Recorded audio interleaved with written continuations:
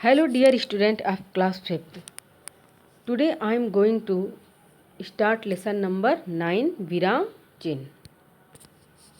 तो सबसे पहले बच्चों हम विराम चिन्ह शब्द का शाब्दिक अर्थ जान लेते हैं कि इसका शब्द का अर्थ क्या है।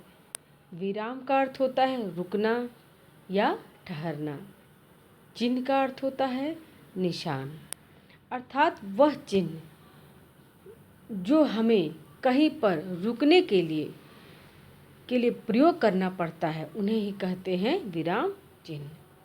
उदाहरण देखिए, पहले उदाहरण के द्वारा हम इसको समझ लेते हैं। पुष्पा के बाद देखिए हमने अल्प विराम का चिन्ह लगाया है। सलोनी, नज़मा और मैरी घूमने जाएंगी। दूसरा है पुष्पा, फिर योजक चिन्ह का प्रयोग हमने किया है। सलोनी, नज़मा और मैरी घूमने जाएंगी। यहाँ पर दोनों वाक्यों में शब्द तो वही हैं, लेकिन विराम चिन्ह अलग है, जिससे इन वाक्यों का अर्थ बदल जाता है। पहला वाक्य का अर्थ यह हो जाता है कि यहाँ पर यह तीनों लड़कियाँ घूमने जाएंगी, और दूसरे में हमने पुष्पा के बाद जब योजक चिन्ह का प्रयोग कर दिया है, तो इस वाक्य का अर्थ यह हो जाता है कि यह पुष्पा बोल रही है कि सलोनी, नज़मा और मैरी घूमने जाएंगी। इसलिए हिंदी व्याकरण में या विराम चिन्हों का बहुत ही महत्वपूर्ण स्थान है, क्योंकि विराम चिन्हों के प्रयोग द्वारा ही कोई भी वाक्य अपना सार्थक रूप ले पाता है। तो अब हम चलिए जाने कि विराम चिन्ह किसे कहते हैं। वाक्यों में विराम देने के लिए जिन चिन्हों का प्रयोग किया जाता है उन्हें विराम चिन्ह कहते हैं। उदाहरण, इस फूल का नाम क्या है? वह घर जा रहा है। नहीं, आज मैं विद्यालय नहीं जाऊंगा। वह दिन रात मेहनत करता रहता है। उसके बाद है बच्चों, हिंदी भाषा में प्रयोग होने वाले निम्नलिखित विराम चिन्ह कि हिंदी भाषा में किन किन विराम चिन्हों का प्रयोग होता है।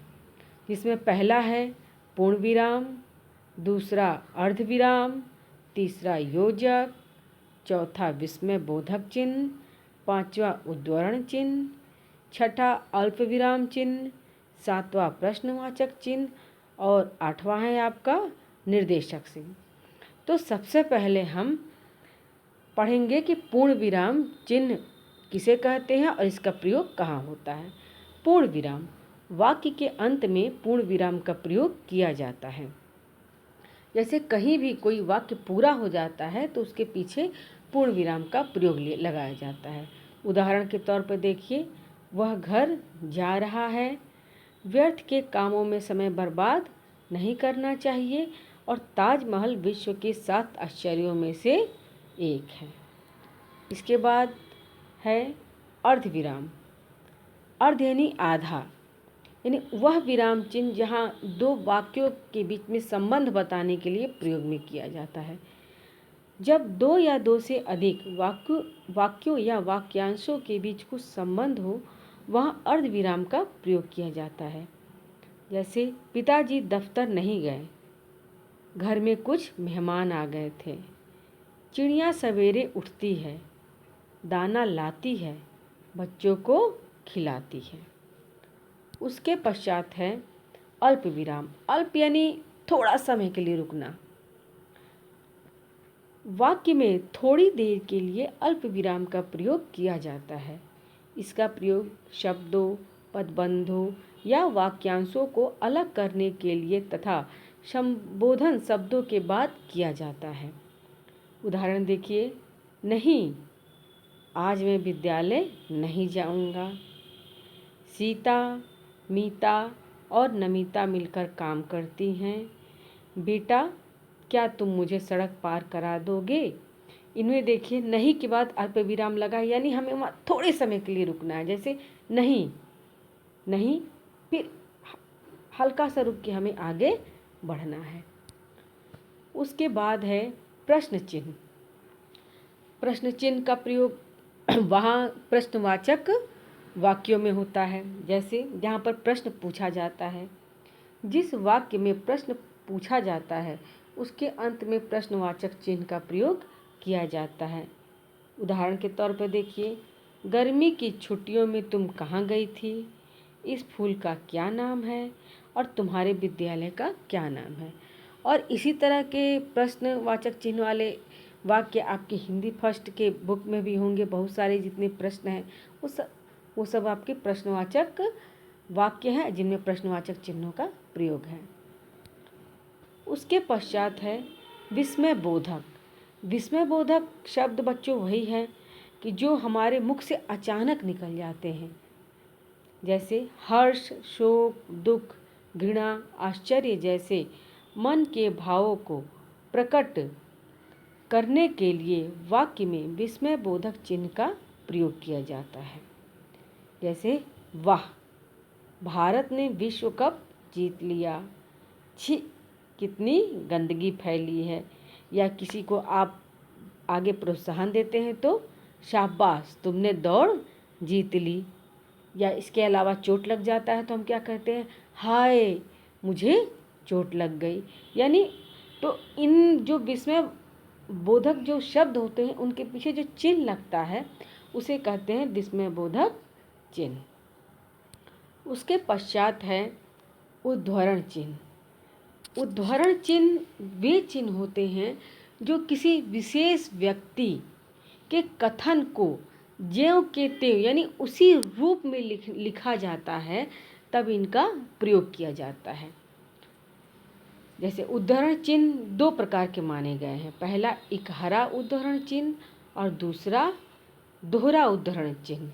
तो सबसे पहले हम जान लेते हैं कि इकहरा उद्धरण चिन्ह का प्रयोग कहाँ होता है।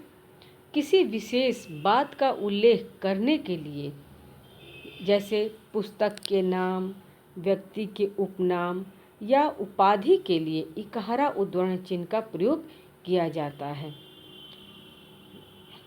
जैसे दो बैलों की कथा, आपको देखिएगा हमने कभी हिंदी फर्स्ट में कहीं ऊपर लिखा रहता है ना कि प्रस्तुत कविता हमारी इस पाठ्य पुस्तक, तो पाठ्य पुस्तक को देखिएगा इकहरा उद्धरण चिन्ह के अंदर लिखा जाता है।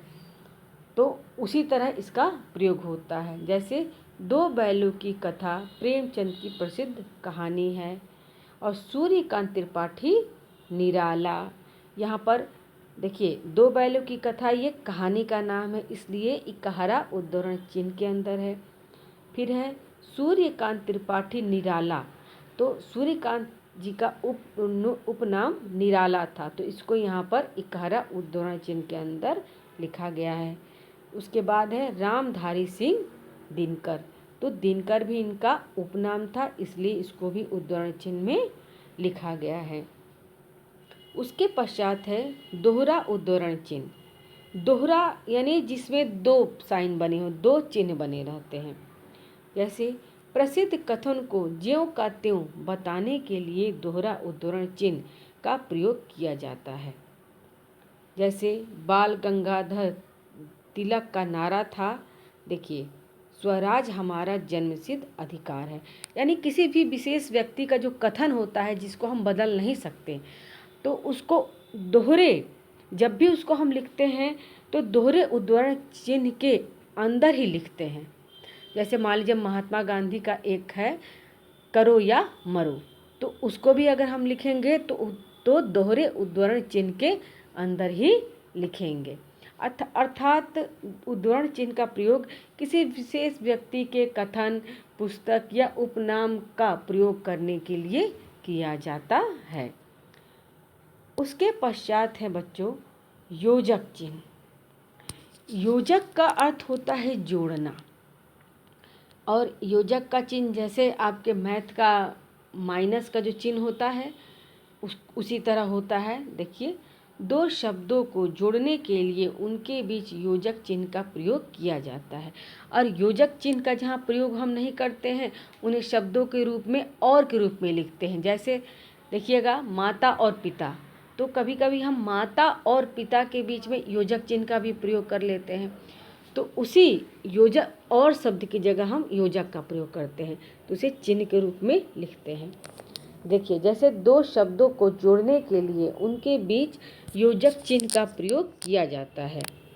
वह दिन रात मेहनत करता रहता है। यहाँ पर दिन और रात को जोड़ने के लिए योजक का प्रयोग हुआ है। तुम्हें इनमें से कौन सी चीज़ चाहिए? कौन सी के बीच में योजक चिन्ह का प्रयोग हुआ है। फिर है हमें माता पिता की सेवा करनी चाहिए। उसके बाद है बच्चों निर्देशक चिन्ह। देखिए, निर्देशक चिन्ह और आपका योजक चिन्ह दोनों देखने में एक तरह हैं, लेकिन अंतर बस इतना रहता है कि योजक चिन्ह आपका छोटा सा बनता है और योजक चिन्ह दो शब्दों के बीच में लगता है, और निर्देशक चिन्ह ये बीच में ना लग के बीच में लगता है, लेकिन इसका जो साइज रहता है योजक से लंबा रहता है।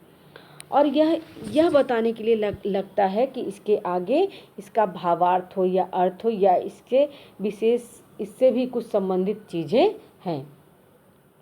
निर्देशक चिन्ह वार्तालाप, नाटक, एकांकी या संवाद के नाम के बाद तथा उदाहरण देते समय इन चिन्हों का प्रयोग किया जाता है। एग्जाम्पल में देखिए, रंजना, मोनिका कल तुम खेलने क्यों नहीं गई। यहाँ रंजना ने कहा, मोनिका कल तुम खेलने क्यों नहीं गई। फिर है मोनिका, मैं कल अपने मामा जी के घर गई हुई थी। तो इसका यहाँ पर कोई वाक्य पूछने के लिए यहाँ पर प्रयोग किया गया है, परंतु आप देखिएगा भावार्थ लिखते समय हमने भावार्थ लिखकर भी निर्देशक चिन्ह का प्रयोग दिया रहता है, हमने आपके लिखित वर्ग में दिया है। तो निर्देशक का मतलब ये होता है कि आगे निर्देशित किया गया है कि इसका ब्यौरा आगे है, तो आप निर्देश चिन्ह का प्रयोग वहाँ भी कर सकते हैं। इसके बाद बच्चों हमने जाना कि इस पाठ में कि विराम चिन्ह किसे कहते हैं, विराम चिन्हों के प्रकार कितने होते हैं, अब विराम चिन्हों का प्रयोग कहाँ कहाँ होता है।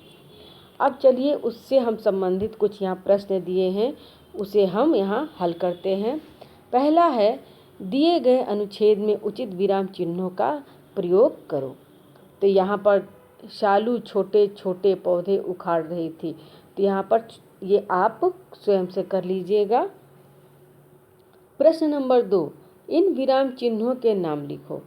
तो पहला है क है योजक चिन्ह, ख है आपका है इकहरा उद्धरण चिन्ह, ग विस्मयबोधक चिन्ह और घ है आपका है दोहरा उद्धरण चिन्ह। उसके पश्चात है बच्चों प्रश्न नंबर 3, दिए गए विराम चिन्हों का प्रयोग करके एक एक वाक्य बनाओ। तो ये आप स्वयं से करिए और इसके साथ ही यह पाठ समाप्त होता है। नमस्कार।